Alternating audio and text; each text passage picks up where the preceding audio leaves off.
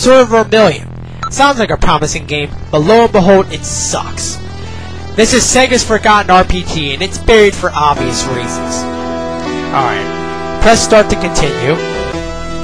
Alright, I'll input my name now. And then after you input your name, then you get a cutscene, which tells you the premise of the story. Alright? Starts off that there's this evil kingdom that goes and invades his kingdom, and the kingdom falls in the process. Now, out of desperation, the king orders his loyal servant to take this ring and his son, and then he takes the king's son and raises him as his own. And it says 18 years have passed since that day happened. Okay? This is where our story begins.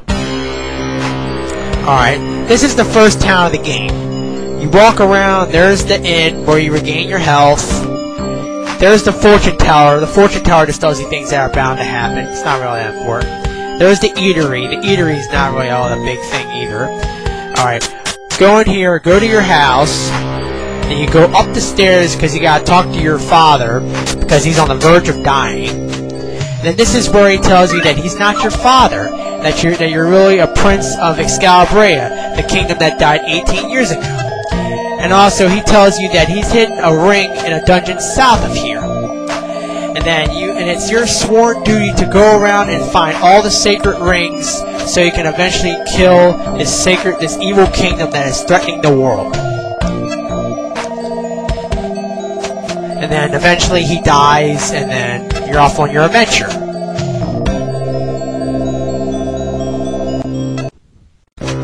Alright, I'm gonna go into the item shop now. Here in the item shop, you can buy items like herbs, antidotes, that kind of stuff. But you have to buy candles. It's mandatory.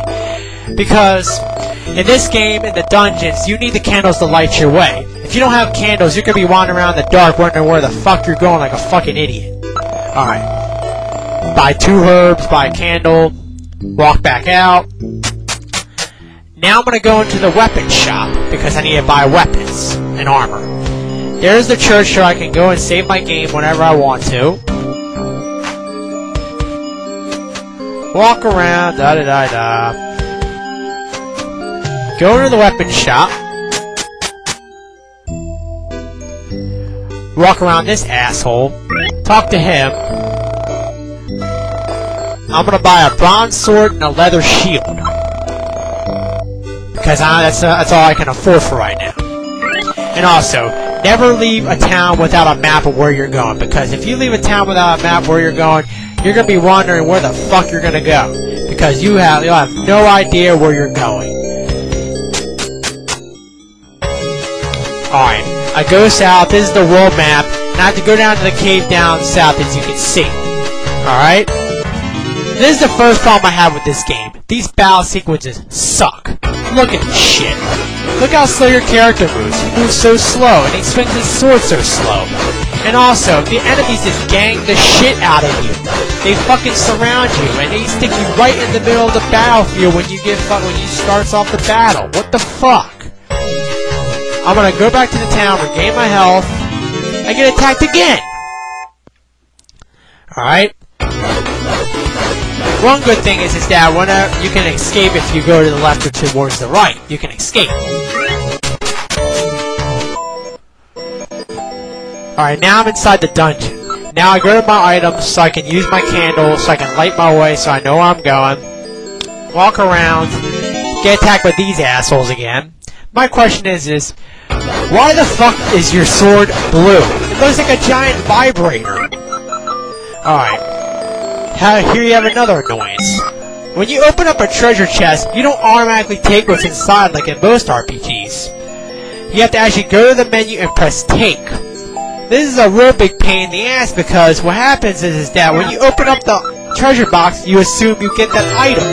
But what happens is that, say if it's a really important item, like the main treasure of the entire dungeon, that means that once you go through the entire dungeon, you find out that you don't have the item, so it means you have to go through the entire dungeon again to get that fucking item. And make sure... And oops! Where'd the lights go? That's another thing, the candles burn out over time. Well, so it means you gotta really bust your ass to find that fucking treasure before the fucking candles burn out on you. Okay. Then you talk to this old man in a corner. My question is what the fuck is an old man doing in the middle of a fucking dungeon? What the fuck? Is he living there or something? Is he homeless? What the fuck? Well, anyway, he gives me the ring that I need to get. Alright, now I'm back in the town. I'm gonna go to the church, save my game.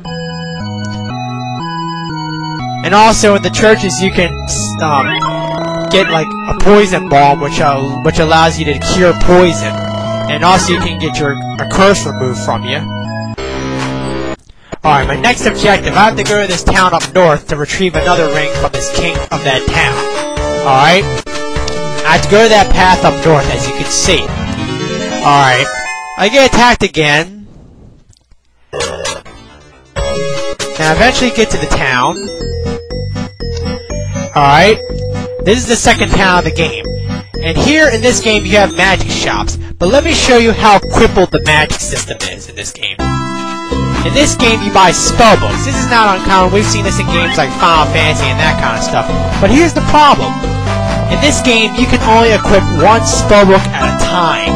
Which means that when you're in the middle of a fight, you're stuck using one spell at a time. Who thought this was a good idea?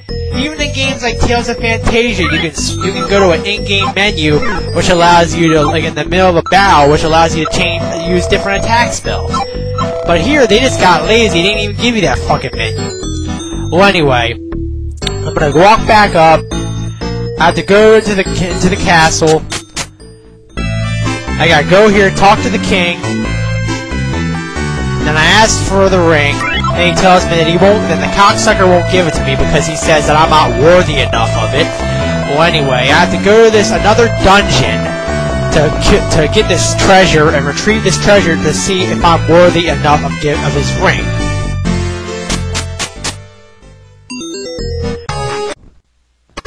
Let me show you how stupid the magic spells look in this game. Watch this. You see that little fireball that surrounds you? That's the magic spell you just recently bought. How uncreative can they be? I mean, look at this shit. Oh my god. Well anyway, another thing that really sucks about this game is that when you're in the middle of a fight, you cannot use any of your healing items whatsoever. You can't use your herbs or anything. Who the fuck thought this was a good idea? And when that happens, and if you're almost dead, you gotta really bust your balls not to get hit. And when you die, you go back to the church of the town you were previously in. And guess what? Here's the kicker. You lose half your money when that happens. Which means, and also, you gotta buy back whatever items that you used when you died, before you died. I mean, doing this doesn't add to the game's fucking challenge, it just makes the game fucking tedious and annoying. I mean, where the fuck's the fun factor in this shit? Alright, here's the second dungeon. You notice any difference between the two dungeons? I don't. I mean, in this game, you be doing the same shit over and over again. It's so fucking repetitive. I mean, anyway, I got the treasure. Now I have to go back to the town. Alright, I'm back at the castle now. I talked to the king. Now you find out that the king ain't really the king at all. He's just a dragon possessed as a king, and you have to kill him. Let me show you how stupid these boss fights are. Watch this shit. You fight him in a 2D action side-scroller view. You don't fight him overhead view. But the thing is that, look how slow your character moves. He moves like he's got a 10-foot rod up his ass. I mean, look at this shit. And you can't jump nor crouch. I mean, what the fuck kind of side-scroller action is this? I've never seen a side-scroller that doesn't allow you to jump nor crouch to attack him. And you can't really evade his attacks because the only thing you can really do is move all the way to the left. Anyway, I beat him. And after I kill him, I go down here, I talk to the king. He thanks me for saving his life. And now he gives me his ring in exchange.